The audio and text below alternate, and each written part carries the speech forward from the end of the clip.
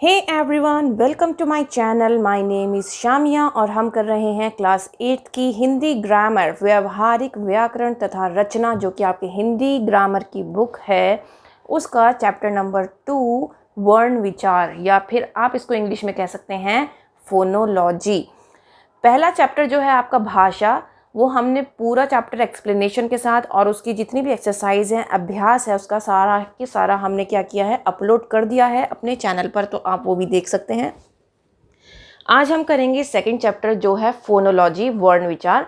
ध्वनि, ध्वनि मीन्स जो आपकी आवाज़ निकलती है, उसी को हम बेसिकली हम उसको क्या कहते हैं, आवाज़ कहते हैं। जैसे हमारे चारों तरफ बहुत सारी ध्वनियाँ होती हैं, जैसे बस चलने की ध्वनि, पशुओं के बोलने की ध्वनि, बादलों के गरजने की ध्वनि। इन ध्वनियों को शब्दों में लिखना संभव नहीं होता।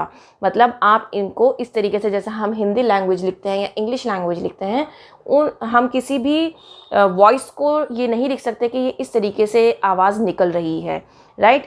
तो मनुष्य के बोलने और बातचीत करने आदि से जो ध्वनियाँ निकलती हैं, उनके निश्चित अर्थ होते हैं। अब मैं आपको समझा रही हूँ, ये जो वर्ड्स मैं यूज़ कर रही हूँ, ये इससे क्या है, मेरी ध्वनि निकल रही है, आवाज़ जो निकल रही है, उसके क्या है, एक प्रॉपर मीनिंग है जो आप तक पहुँच रहे हैं। तो हम उनको क्या करते हैं, शब्दों में लिख सकते हैं। जो मैं बोल रही हूँ वो मैं लिख भी सकती हूँ और वो आप समझ भी सकते हैं जब आप पढ़ेंगे। ध्वनि के लिखित रूप को वर्ण कहते हैं। जब हम अपना जो बोल रहे हैं, जो आवाज़ हम निकाल रहे हैं, जो बोल रहे हैं, अगर मैं उसको लिखने लग जाऊंगी तो उसको हम क्या कहेंगे, वर्ण कहेंगे। अनेक वर्णों के मिलने से क्या बनता है, शब्द बनता है। वर्ण मीन्स, जैसे कि आप ये देख सकते हैं, आ, ई, ये सब क्या हैं, ये वर्णों में ही गिने जाते हैं। और जब मैं इन सबको मिला के एक वर्ड बनाऊंगी मेरा, तो मैं माँ का यूज़ कर रही हूँ, ए की मात्रा का यूज़ कर रही हूँ, रा का यूज़ कर रही हूँ, और आ का जो बड़े आ की मात्रा है वो यूज़ कर रही हूँ। तो इस तरीके से मैंने क्या यूज़ किया है, मैं वर्णों का यूज़ करके क्या बना रही हूँ, सेंटेंसेस, वर्ड्स बना रही हूँ। वर्ड्स के थ्रू क्या बनेंगे, सेंटेंसेस बनेंगे, और उन सेंटेंसेस को आप पढ़ के एक मीनिंगफुल जो मीनिंग है वो निकाल सकते हैं, राइट। जैसे मेरी पुस्तक मेज़ पर रखी है, ये एक मीनिंगफुल सेंटेंस है। आप समझ भी रहे हैं, पढ़ भी रख सकते हैं, तो आपको उसका मीनिंग भी पता चल रहा है।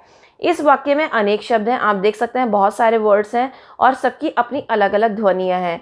जैसे पुस्तक में प, उ, स, त, अ, क, अ, ये सारी ध्वनियाँ हैं, ठीक है। इन सबको क्या कहते हैं, हम ध्वनियाँ कहते हैं। और वो एक सिर्फ और सिर्फ इस पुस्तक वर्ड में कितनी सारी ध्वनियाँ हैं आप देख सकते हैं, राइट। तो इसी तरीके से स्वर होते हैं। स्वर जो होते हैं वो 11 होते हैं, ये अयोगवाह होते हैं। अंग और आह जो होते हैं वो अयोगवाह कहलाते हैं। व्यंजन जो होते हैं वो का से लेके हा तक होते हैं, जो हम बचपन से पढ़ते आते हैं, स्वर और व्यंजन, ये वही बताया जा रहा है।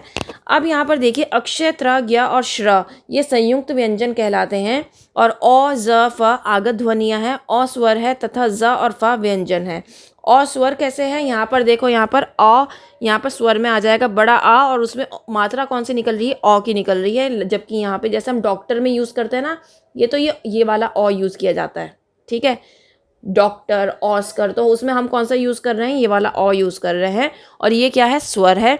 ज और फा व्यंजन है, याद रखिएगा। ज और फा कहाँ आता है, व्यंजन में आता है, तो इसलिए ये याद रखिएगा, ये व्यंजन है। श, अक्षय, त्र, ज्ञ, श्र, ये संयुक्त व्यंजन कहलाते हैं, ठीक है। अब वर्णों के भेद, वर्णों के कितने भेद हैं, वर्ण के 3 भेद होते हैं, स्वर, व्यंजन और अयोगवा। अब देखो, स्वर को हम कहते हैं वॉवेल्स, व्यंजन को हम कहते हैं कॉन्सोनेंट्स, और अयोगवा को कहते हैं हम आफ्टर साउंड्स, जो बाद में निकलते हैं। अयोगवा, उनको क्या कहते हैं हम, आफ्टर साउंड्स। जैसे अंग और अह, ठीक है। अतः में हम ये 2 बिंदी लगाते हैं, तो इसलिए क्या है, ये अयोगवा हैं, आफ्टर साउंड्स कहलाते हैं। स्वर, जिन वर्णों का उच्चारण करते समय हवा मुंह से बिना रुके बाहर आ जाती है, जैसे आ, एकदम मुंह खुला, एकदम हवा बाहर आ गई, तो उन्हें हम क्या कहें, स्वर कहते हैं। ये स्वतंत्र होती हैं, मतलब इनके ऊपर कोई भी पाबंदी नहीं होती है, ये आराम से बाहर निकल सकती हैं, हमारे मुंह से हवा एकदम से बाहर निकलती है, ठीक है। और ये किसी भी ध्वनि की सहायता के बिना यूज़ किया जाता है, जैसे आ, ई, उ, री, ए, आई, ओ, औ, ठीक है। इसमें कोई भी ध्वनि यूज़ नहीं होती है। स्वर और उनकी मात्राएं, स्वर के निश्चित चिन्हों की मात्रा होते हैं, जैसे कि आप यहाँ पर देख सकते हैं, व्यंजनों का उच्चारण स्वरों के बिना नहीं हो सकता। ये बात आपको पता होनी चाहिए कि जितने भी व्यंजन हैं हमारे क, ख, ग, घ, न, उनका उच्चारण इन स्वरों के बिना नहीं हो सकता। अतः व्यंजनों को बोलने और लिखने में स्वरों की मात्राओं का प्रयोग किया जाता है। ठीक है, स्वर और उनकी मात्राओं के चिन्ह इस प्रकार हैं। अब स्वर है आपका अ, ये चिन्ह रहित है, मतलब इसका कोई चिन्ह नहीं है। बड़े आ की मात्रा आप ऐसे लगाते हो, छोटी की मात्रा इस तरीके से लगाते हो, बड़ी की इस तरीके से, छोटे ओ की इस तरीके से और बड़े ओ की उस तरीके से। ठीक है, इस तरीके से री की, ऋषि की ऐसे, ए की ऐसे, आई की ऐसे, ओ की ऐसे, औ की ऐसे। तो ये मात्राएं दिखा रखी हैं कि आप कौन से स्वर की मात्रा किस तरीके से लगाते हैं। अब बात आती है उ तथा उ दोनों की मात्राएं छोटा उ बड़ा उ सभी वर्णों के नीचे लगती हैं। जैसे किंतु रा के बीच में लगती है, नीचे नहीं। जैसे रुपया, रूपा। तो इस तरीके से क्या है, यहाँ पर रा में बीच में लग रही है मात्रा, ये देखो। ठीक है, अब स्वर के भेद। स्वर के तीन प्रकार के होते हैं, ह्रस्व स्वर, दीर्घ स्वर और प्लुत स्वर। ये बहुत इंपॉर्टेंट है, इसको बहुत अच्छे से समझिएगा और ये पूछा भी जाता है। यहाँ तक कि जितने भी कॉम्पिटिटिव एग्जाम्स होते हैं ना, उसमें भी इनका बहुत ज़्यादा योगदान है, तो वहाँ पर ये बहुत ज़्यादा पूछा जाता है। तो आपको पता होना चाहिए जो ह्रस्व स्वर होता है, जिन स्वरों का उच्चारण करते समय सबसे कम समय लगता है, उनको ह्रस्व स्वर कहते हैं। जैसे कि अ इ उ री, जिनको हम जल्दी पढ़ते हैं, अ इ उ री, जिनको पढ़ने में बिल्कुल भी टाइम न लगे, वो ह्रस्व स्वर कहलाता है। दीर्घ स्वर मतलब जिनका उच्चारण करते समय ह्रस्व स्वर से 2 गुना टाइम लगे। जैसे कि ई, आ, ऊ, ए, आई, ओ, औ, वो क्या हैं आपके सारे दीर्घ स्वर हैं। प्लुत स्वर कौन से होते हैं? मतलब प्लुत स्वर में क्या होगा, ह्रस्व स्वर से 3 गुना ज़्यादा टाइम लगेगा। दीर्घ स्वर में 2 गुना ज़्यादा लग रहा था, प्लुत स्वर में 3 गुना ज़्यादा लगेगा। जैसे मंत्र पढ़ते और पुकारने आदि के लिए किया जाता है, जिस स्वर का उच्चारण प्लुत के रूप में किया जाता है उसके आगे हिंदी की गिनती का अंक 3 लिखा जाता है। इसका अर्थ होता है कि उस स्वर का उच्चारण ह्रस्व स्वर से 3 गुना अधिक समय लगाकर किया जाए। जैसे ओम, हिंदी में प्लुत स्वरों का प्रयोग बहुत कम होता है आदि। अब देखो, हमेशा याद रखना, जहाँ भी प्लुत स्वर पूछा जाएगा, प्लुत स्वर के लिए उसके लिए क्या होना बहुत ज़्यादा ज़रूरी है कि उसमें जैसे ओम है, यहाँ ओम लिखा हुआ है आप देख सकते हैं, तो ओम में यहाँ पर 3 लगाया जाता है। क्यों लगाया जाता है? क्योंकि यहाँ पर ह्रस्व स्वर में 3 गुना ज़्यादा टाइम ले रहा है प्लुत स्वर, इसलिए यहाँ पर 3 लिखा जाता है। तो जिस भी वर्ड में आपके पास लिखा हुआ आ जाए और उसमें 3 बीच में हो, तो समझ जाना कि ये प्लुत स्वर है। अब ह्रस्व स्वर और दीर्घ स्वर में 2 में आपको डिफरेंस बता देती हूँ, किस तरीके से आप याद करोगे। ठीक है, सिर्फ अ इ उ, ये 3 ऐसे शब्द हैं, या री, ये 4 ऐसे शब्द हैं जो सिर्फ ह्रस्व स्वर में आते हैं, और बाकी के जितने भी स्वर हैं सारे किस में आ जाएंगे, दीर्घ स्वर में आ जाएंगे। प्लुत स्वर में 3 लगेगा बीच में, ये आपके लिए बहुत ईजी हो जाएगा समझना। ठीक है, ह्रस्व स्वर सबसे कम समय लेता है, तो इसमें अ इ उ और री 4 स्वर आएंगे सिर्फ। लेकिन दीर्घ स्वर में जितने भी बचे हुए स्वर हैं आपके 11 में से, वो सब के सब आ जाएंगे इसमें दीर्घ स्वर में। और प्लुत स्वर में जहाँ पर 3 लगेगा बीच में, हिंदी का जो 3 बनता है उसमें अगर लगा है तो वो क्या होगा, प्लुत स्वर होगा। इसमें अलग से कोई स्वर नहीं ऐड किया गया है, आप देख सकते हैं। ठीक है, अब दूसरी बात आती है व्यंजन की। जिन वर्णों का उच्चारण करते समय हवा कंठ से निकलकर मुंह से रुककर बाहर आती है, मुंह में रुककर। जैसे क, आवाज़ गले से निकली लेकिन मुंह में रुकी। ठीक है, तो इसलिए क्या हो रहा है, व्यंजन उन्हीं को कहते हैं। व्यंजन के भेद 3 प्रकार के होते हैं, स्पर्श व्यंजन, अंतस्थ व्यंजन और ऊष्म व्यंजन। अब आपको इन तीनों को याद करना है, स्पर्श, अंतस्थ और ऊष्म। स्वर में 3 थे, ह्रस्व स्वर, दीर्घ स्वर और प्लुत स्वर। व्यंजन में फिर से 3 हैं, स्पर्श व्यंजन, अंतस्थ व्यंजन और ऊष्म व्यंजन। ठीक है, अब देखो स्पर्श व्यंजन कौन से होते हैं। जिन व्यंजनों का उच्चारण करते समय हवा कंठ, तालु, मूर्धा, दांत या ओठों का स्पर्श करके मुख से बाहर आती है, उन्हें क्या कहते हैं हम, व्यंजन, स्पर्श व्यंजन कहते हैं। जैसे का वर्ग में क, ख, ग, घ, ण। जब आप आवाज़ मुंह से निकालेंगे तो आपको थोड़ा सा आइडिया हो जाएगा कि आपकी जो हवा निकल रही है वो किस तरीके से कहाँ कहाँ टच हो रही है। ऐसे ही च वर्ग में, ट वर्ग में, त वर्ग, पा वर्ग में जितने भी वर्ड्स आ रहे हैं वो सारे यहाँ पर लिख दिए गए हैं। ये सारे क्या हैं, स्पर्श व्यंजन हैं। देन आती है बात अंतस्थ व्यंजन की। जिन व्यंजनों का उच्चारण स्वरों और व्यंजनों के मध्य का होता है। मतलब स्वर और व्यंजन के बीच का जो उच्चारण होता है उनको हम क्या कहते हैं, अंतस्थ व्यंजन। जैसे कि यारा लावा, यारा लावा क्या है, ये हमारे अंतस्थ व्यंजन है। ऊष्म व्यंजन कौन से होते हैं, जिनका उच्चारण करते समय हवा मुंह से टकराकर ऊष्मा पैदा करती है, मतलब गर्मी पैदा करती है। श श सह, ये हम एक साथ बोलते हैं, मतलब गर्माहट का महसूस हो जब आप बोलते हैं, थोड़ा सा मेहनत करनी पड़े आपको बोलते समय, तो ये क्या है, ऊष्म व्यंजन। अयोगवाह कौन सा होता है, जहाँ पर ऊपर बिंदी लगी हुई होती है या विसर्ग होती हैं दो, इस तरीके से क्या है ये, इसको अयोगवाह कहते हैं। तो हम किस तरीके से लिखते हैं अयोगवाह, अयोग आ के योग से यानी स्वर की सहायता से इनका उच्चारण किया जाता है। जैसे कि इनको अयोगवाह क्यों कहते हैं, क्योंकि आ के योग से, इसकी स्वर की सहायता से क्या किया जाता है, उच्चारण किया जाता है। जैसे व्यंजनों के उच्चारण के बाद स्वर आता है, जैसे क अ, तो क्या आ गया, क बना। यहाँ पे देखो क के साथ जब हमने स्वर को जोड़ा तब क्या बना, क बना। और अयोगवाहों के उच्चारण से पूर्व स्वर आता है, जैसे मंदिर में म अ, तो म बन गया, तो ये क्या है, अनुस्वार आया है। ठीक है। अयोगवाह ने तो स्वर है और ना ही व्यंजन है। अयोगवाह क्या है, ना ही स्वर है और ना ही व्यंजन है। स्वर और व्यंजन के मध्य की स्थिति होने के कारण इन्हें हिंदी देवनागरी लिपि में स्वरों के बाद और व्यंजनों से पूर्व लिखा जाता है। अब अयोगवाह जो होते हैं, जो अंक से अंगूर और आह खाली जिसको हम कहते हैं हिंदी में, वो ना ही स्वर में आते हैं और ना ही व्यंजन में आते हैं। इसी वजह से व्यंजन और स्वर के बीच में इनको रखा जाता है।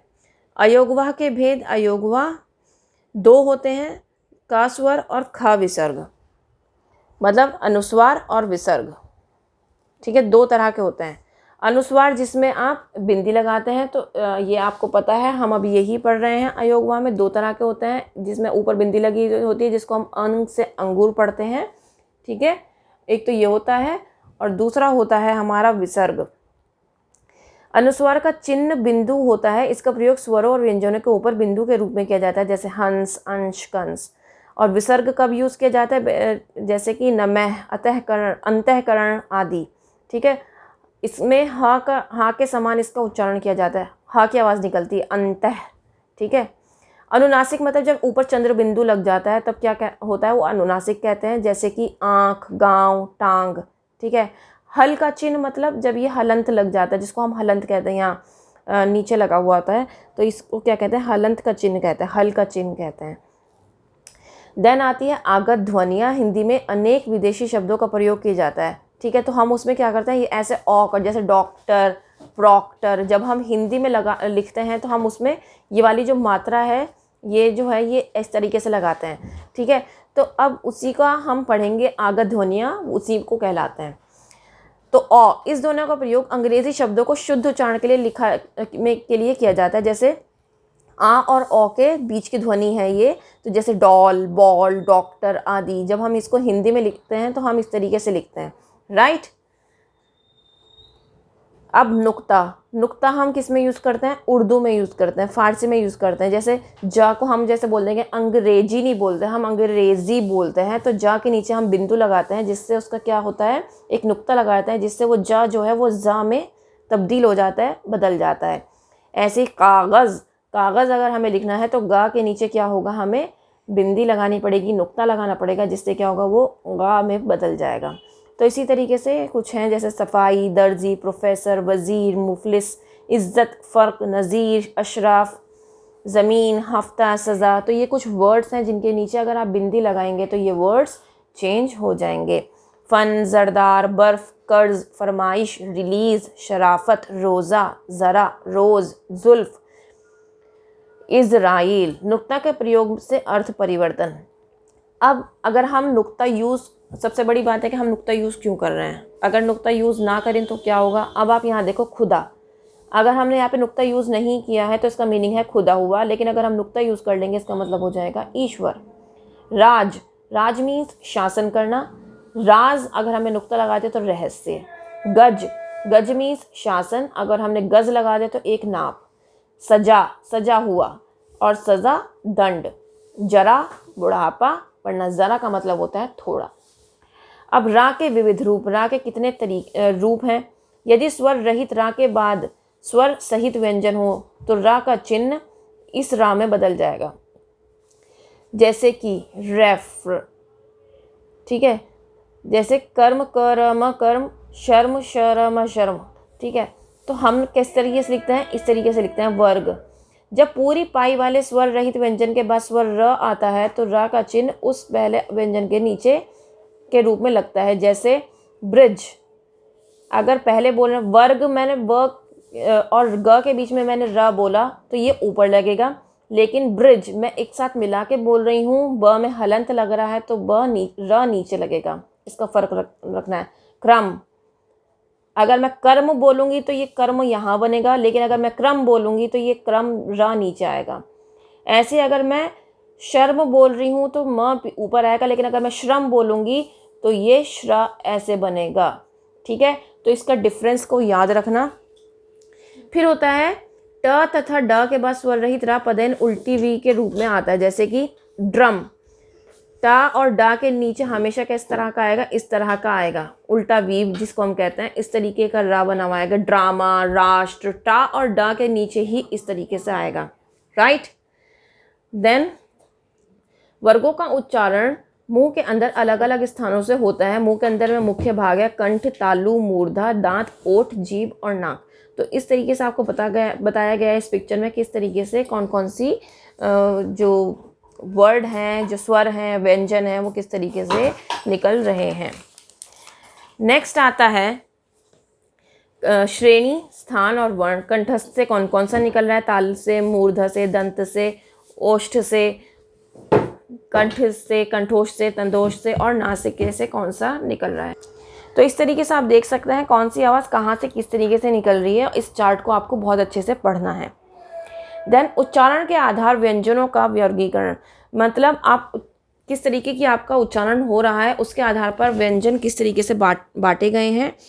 स्पर्शी व्यंजन, जिन व्यंजनों के उच्चारण में एक उच्चारण अव्यय जीभ या ओठ दूसरे उच्चारण अव्यय का स्पर्श मात्रा हो, जैसे कि क ख ग घ ट ठ ड ढ थ थ द ध न प फ ब भ म आदि।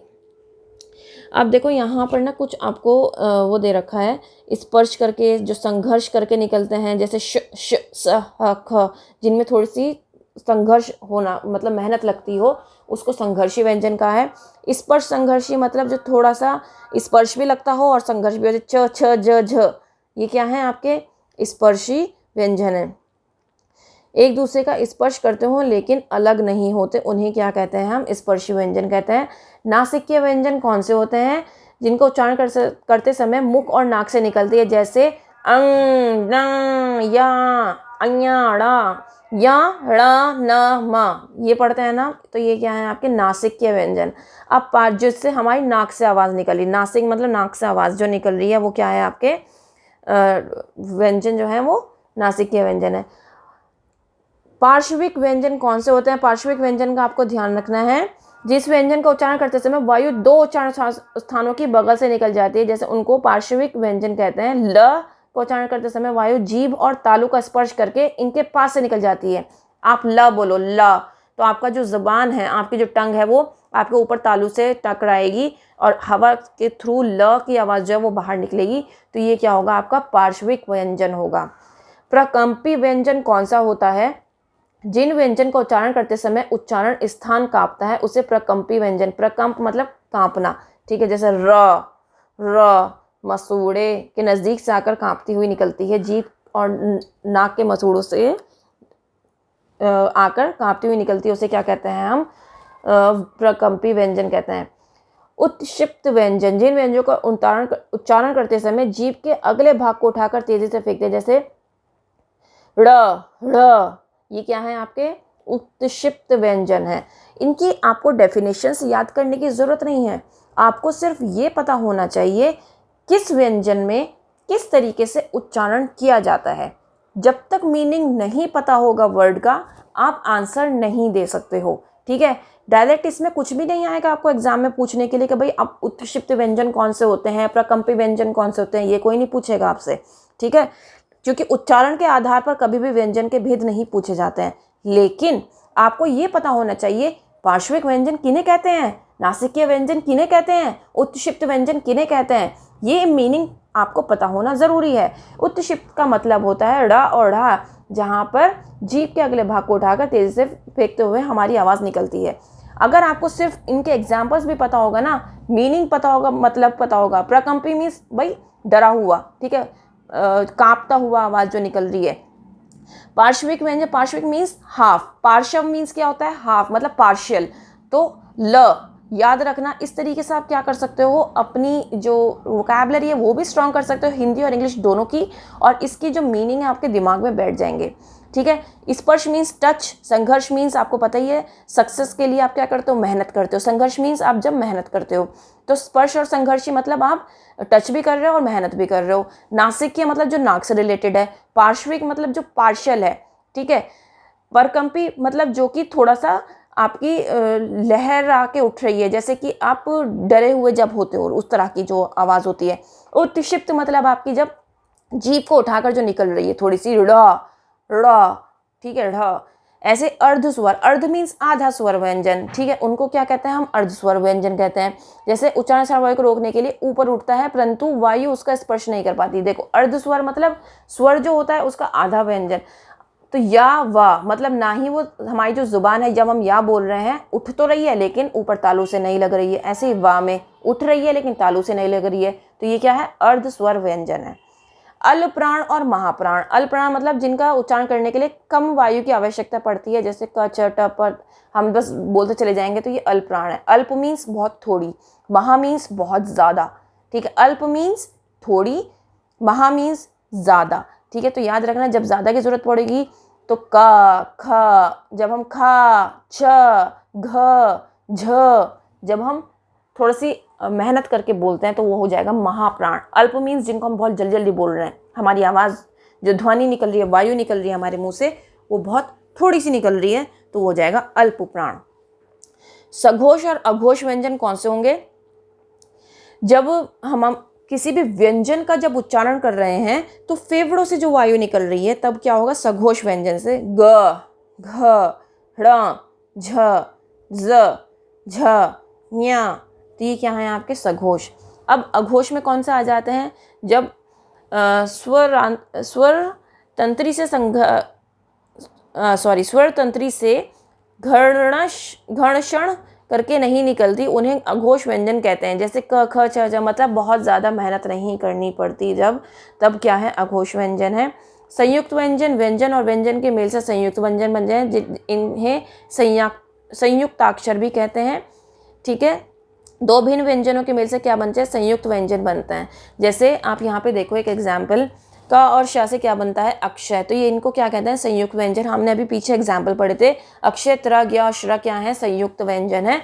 क्यों है, क्योंकि ये इन दो व्यंजन के मेल से बना है, इसलिए क्या है, संयुक्त व्यंजन कहलाए जाते हैं, ठीक है।